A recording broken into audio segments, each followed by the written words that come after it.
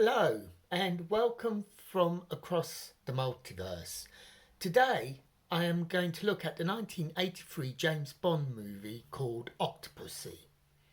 At the time, the poster and the theme song screamed, sang, shouted. This was James Bond's all-time high. Was it? Let's go and have a look. There are three stories running alongside each other in this movie.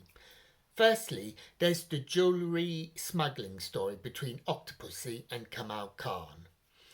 Secondly, there's a Cold War story where Rogue General Orlov wants to expand the Soviet Union into the West against the wishes of the ruling Soviet Council. The reason why he wants to do so is he wants to expand the Soviet Union's influence and power across Europe. Thirdly, we see the relationship between Octopussy and James Bond, and we see that relationship flourish as she finds herself distanced by Khan. When Khan and Orlov join forces, the first two story strands merge. This then gives a focus on the third strand where we see that Bond-Octopussy relationship flourish, as I said.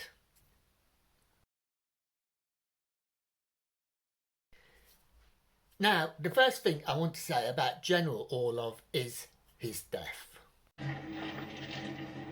common thief. The disgrace to the uniform. Yes, but tomorrow I shall be a hero of the Soviet Union.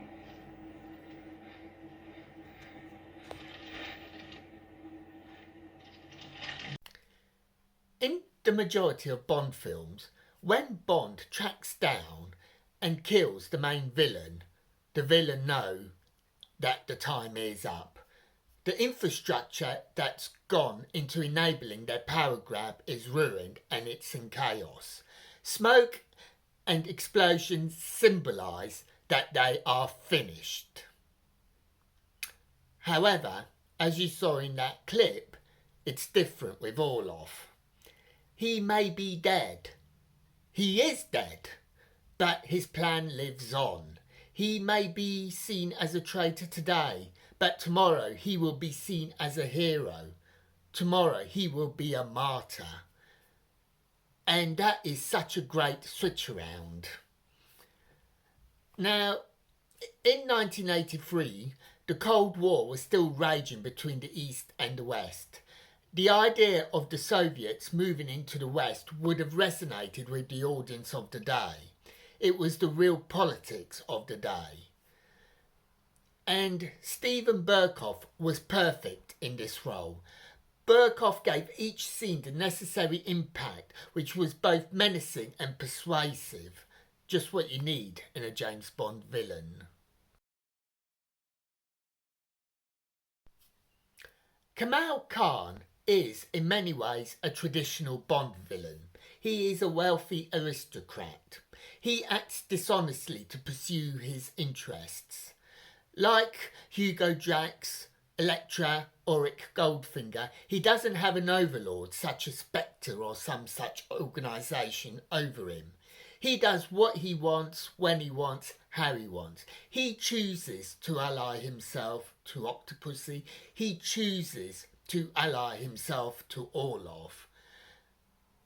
And he chooses what he wants to do. So, for example, his alliance with Orlov is to get access to the Soviet art treasures. Louis Jourdan plays Khan impeccably. He has the smarminess needed for a Bond villain, and he carries that off to a T.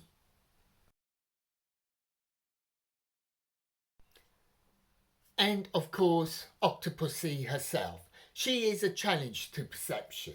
She is an amoral character. She is a smuggler working with Kamal Khan. She runs a circus. She has a private army. As a backstory, Knowing that Bond gave her father an honourable alternative to court-martial, albeit suicide, she befriends Bond. So why is she amoral? Well, one example that sticks out for me is when Bond is desperate for her help in trying to defuse a bomb in the circus. She does not come forward at this point. Sure, Bond is dressed as a clown, but she sees through the makeup and recognises Bond. It is only when her curiosity makes her shoot open the canister. But if it wasn't for her curiosity, would she really have helped in any way? But later on in the movie, Octopussy deploys her army to help Bond. Although, arguably, by that point, she knows that she's been double-crossed by Kamal Khan, who was going to leave her in the circus when the bomb exploded, and therefore, what loyalty should she still have towards him? So, her motive overall is looking after herself. She changes side as the narrative unfolds, making sure that she is always on the right side, choosing the victors. And Maud Adam carries this all off with style. She makes us get to know Octopussy better and better with each scene she's in. Perfect.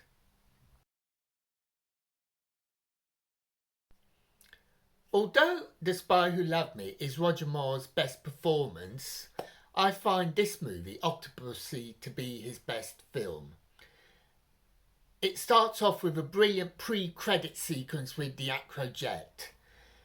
And then we go into a From Russia with Love style Cold War story via a Fabergé egg. Bond himself moves through this film with style, combining Roger Moore's signature comedy with traditional Bond Cold War, even down to exchanging code phrases for identification. I know there are certain particular set pieces that fans aren't happy with. First off, Bond saying "sit" to a tiger. It doesn't work today, as the audience don't get the reference to Barbara Woodhouse, but it was perfect for 1983. The other is Spy VJ. Again, he was a tennis player in real life, and all the tennis jokes made sense in 1983, but maybe not so today. Another is the Tarzan yell. That too is questionable. Do people know who Tarzan is today?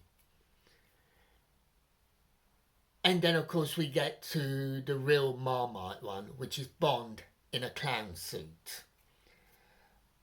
Although, for me, he gets into the costume far too quickly, I can live with this. If you're trying to infiltrate a circus, what better disguise is there than a clown suit? And the bomb disposal scene itself is very tense.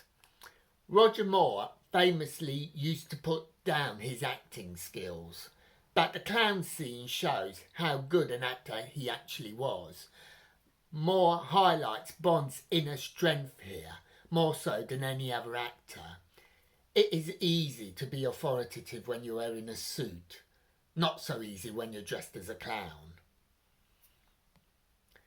Octopussy, overall, is a good Cold War thriller. Interestingly, the plot is replicated a few years later in the movie The Fourth Protocol, based on a Frederick Forsyth novel. The film stars Michael Caine and some actor called Pierce Brosnan. I don't know whatever happened to him. Do you know?